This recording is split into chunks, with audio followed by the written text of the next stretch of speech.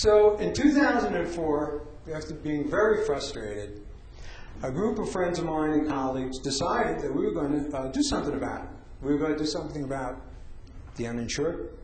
Excuse me. We were going to do something about the uninsured problem, and we were especially going to do something about the 18,000 people that die prematurely each year because they don't have any health insurance. So we formed the Center for Healthcare Policy Research and Analysis, a not-for-profit. And we turned around and we sent up some travel balloons. We submitted some proposals that would closely analyze healthcare policy reform issues.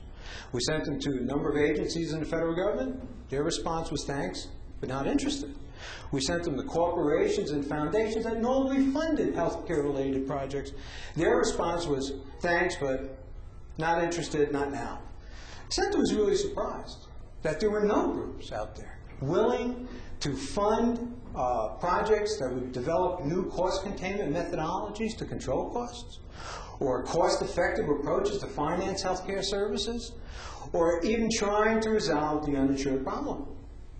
We said to ourselves, you know, what's going on here? I mean, what's with the foundations and the corporations and the federal government?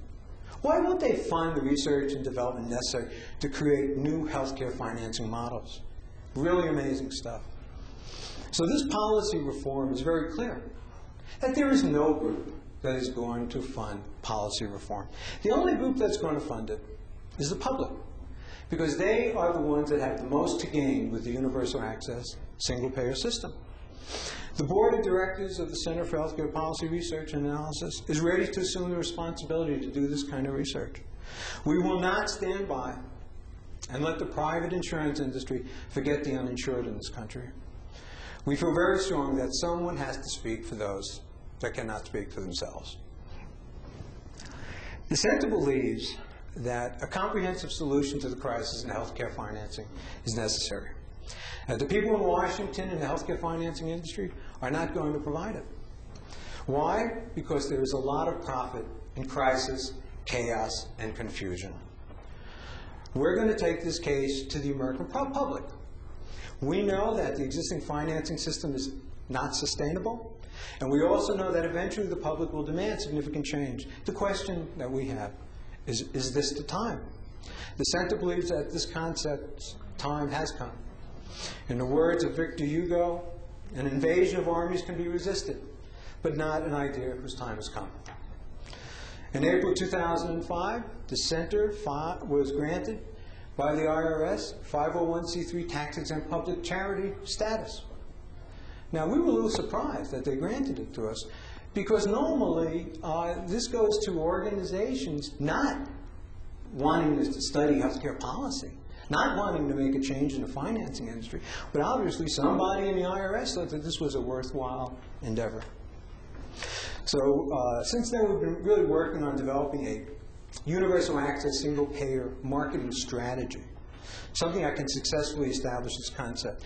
I just want to step back a little and tell you that my specialty, okay, is sales and marketing and strategic planning and organizational development. I enjoy taking concepts and breathing life into them, both from a funding perspective, from a political perspective, and whatever perspective you want to look at it.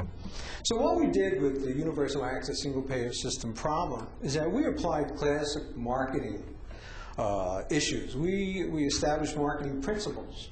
You know, so first, it has to be a sale. You have to sell the concept. And second, you develop the strategy. So in essence, the universal access single-payer concept must be sold. And we've developed a preliminary strategy that I want to talk to you about. So after 2 years of studying the healthcare financing issues, there are certain components that we feel the strategy must contain. The first is that it has to be a bottom-up strategy, that the people who have the most to gain should be the people that fund this initiative. And all 6 previous attempts at doing this were all a top-down strategy that failed. The American public must fund the initiative, and the primary target market is a national market of the people that have the most to gain initially. And that's the 45 million uninsured and the 16 million underinsured. That there needs to be one national organization that can focus on a national fundraising campaign to maximize leverage. That dollars from this campaign should be directed back to various states so they can conduct a Stop Health Insurance Profiteering campaign, that a national universal access single-payer feasibility study needs to be developed so we can figure out how this structure and this organization should be set up, that there should be a focus on a reform strategy on a state level that is easily understood. You know, if I get up and I talk to a bunch of common consumers or people and I say to them, I want you to support a universal access healthcare delivery single-payer financing system, they'll think I'm speaking a foreign language. But if we get up and we say to people, we understand that there is some real profiteering going on in the healthcare sector, that in other countries for the same amount of administrative services it costs $150 billion, and we're paying $400 billion for those same services. We could be saving $250 billion a year. And in addition to that, dollars are going out from the people who administer these health insurance programs. Billions of dollars are being diverted out of the system to take care of people to the investor communities. Common people will understand that, and they will react to that. This has to be we have to sidestep the normal political, both statewide and from a state level and from a national level. You know, how do you do that?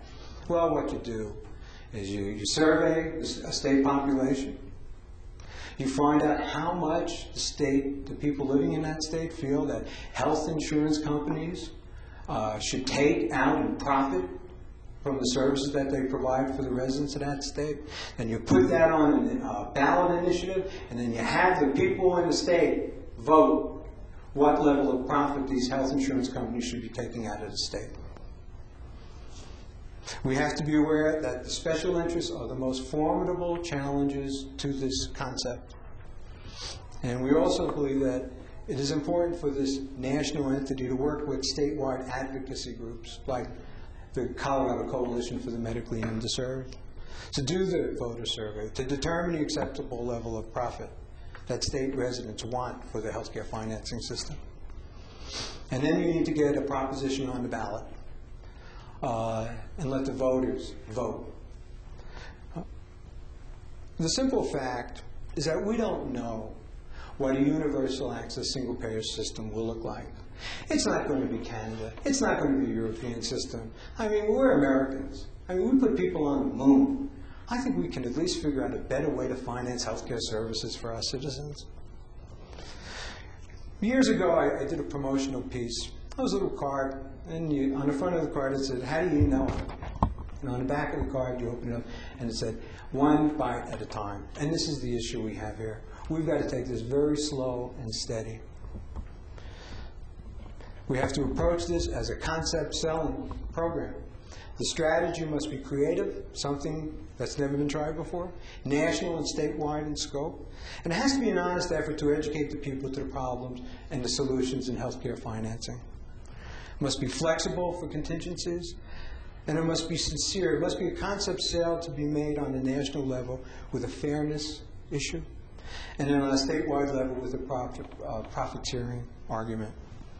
The Center believes that the American public has always believed in fairness, that when given the truth, they will inevitably make the right decision. We understand public inertia and apathy, and overcoming these barriers would be the key to the success in gaining the public financial and political support. We believe that the American public believes in the fairness doctrine and will support our efforts. We put together a preliminary marketing plan, and step one is completing the Colorado Coalition for the Medically Underserved presentation, which I am doing right now. Step two is to videotape this presentation, which we are doing right now. Step three is to edit this presentation, reproduce it, and distribute it as 15 to 30-minute public service announcements to every TV, radio station, and public access cable station throughout the United States. That is going to cost probably about $200,000 to do that. The goal is to get 1% of the uninsured and the underinsured population. That's 61 million people. That's 1% is 610,000 people. To donate an average of $20 each. That's $12.3 million. That would be good for starters. With these dollars, the Center will take 25% and continue the national fundraising effort. We will take another 25% and conduct a national feasibility study, and we will take the other 50% and identify 10 states where we want to get a ballot initiative on the ballot. Survey the population. In summary,